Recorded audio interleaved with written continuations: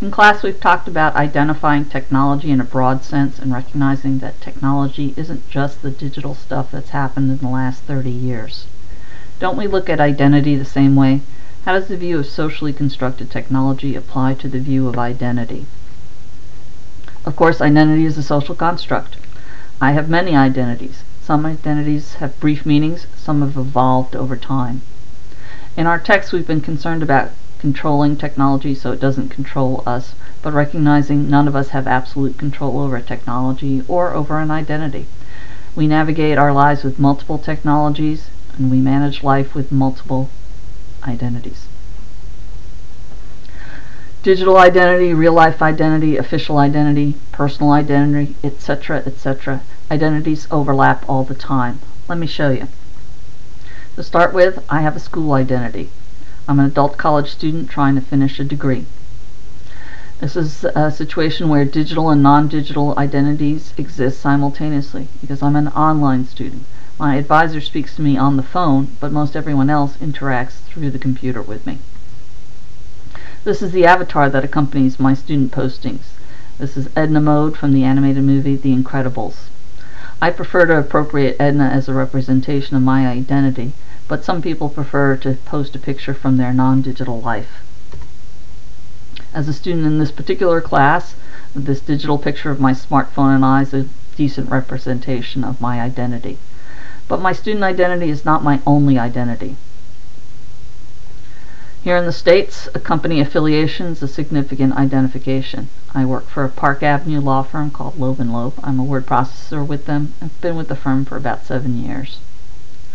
These are some of the places I've worked before. I used to be a professional temp. That was my work identity. If you have a second job or a side gig, you have multiple work identities.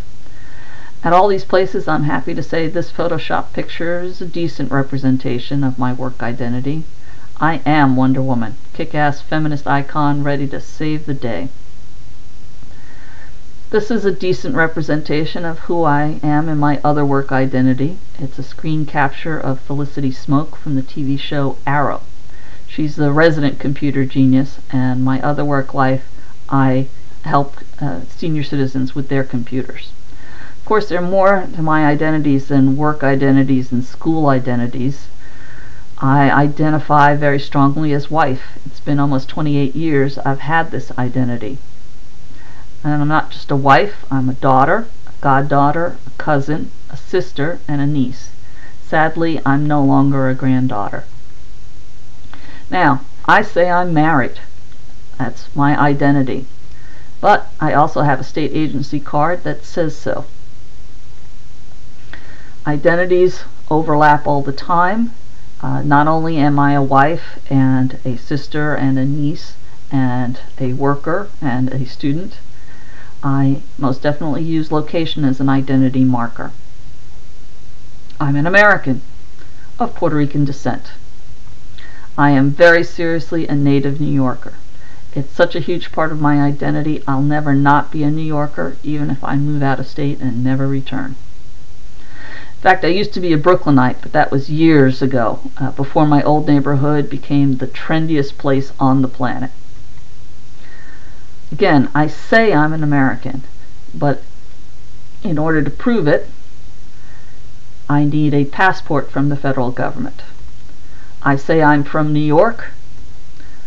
Here's my driver's license. This is one of the most common proofs of identity, and it's interesting because not only can I use it for driving, but also to purchase alcohol, rent power tools, and go dancing at a club.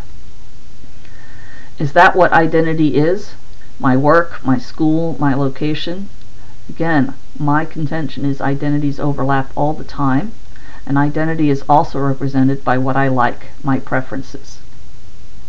When we talk about preferences, because I'm interacting with others and other identities, I don't get to have complete control. I like my smartphone quite a bit. In fact, I love most Apple equipment. I've been a fan of Apple since the early 90s. And part of being an Apple fan is having an Apple ID. I'm a big fan of Howard Hawks' version of the front page. It's called His Girl Friday, and it starred Cary Grant and Rosalind Russell. I identify as a Star Trek fan in every single incarnation there is. I love them all. I'm a fan of Battlestar Galactica, which, by the way, is a feast unto itself when it comes to questions of identity and cyborg and technology. And I watch all of these using Netflix, a digital company. I'm a fan of the long-canceled show Farscape. In fact, because I watch so much science fiction on TV, I go online and talk about science fiction TV. I use a Farscape character name to identify my thoughts. These identities are all simultaneously happening, just like I'm dealing with multiple technologies when I'm dealing with my TV and computer habits. Oh my God, I love this new musical on Broadway. I'm a fan. It's about Alexander Hamilton, who is the forgotten founding father. I think everyone should go see it. If you can't go see the show, you can go online to genius.com and read the annotated lyrics of the show. Because I identify as a Hamilton fan, I researched and wrote one of the annotations on my own time. Here my identity overlaps big time. You now know I'm a fan of Broadway and a fan of New York. I'm a fan of the composer of Hamilton. This is a poster of his early work, which is a Broadway show called In the Heights, which dealt with Latino identities in a changing New York neighborhood.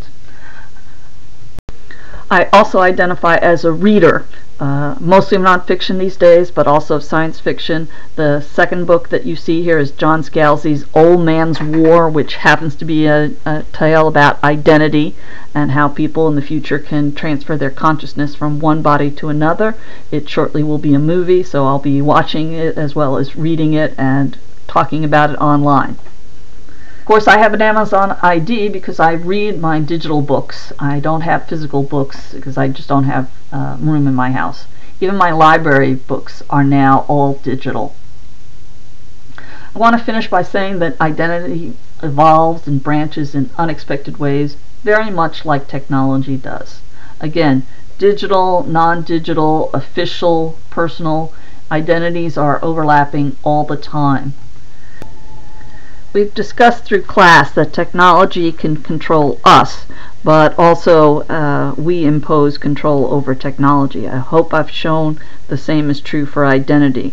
We have some control over identity, but identity also controls us.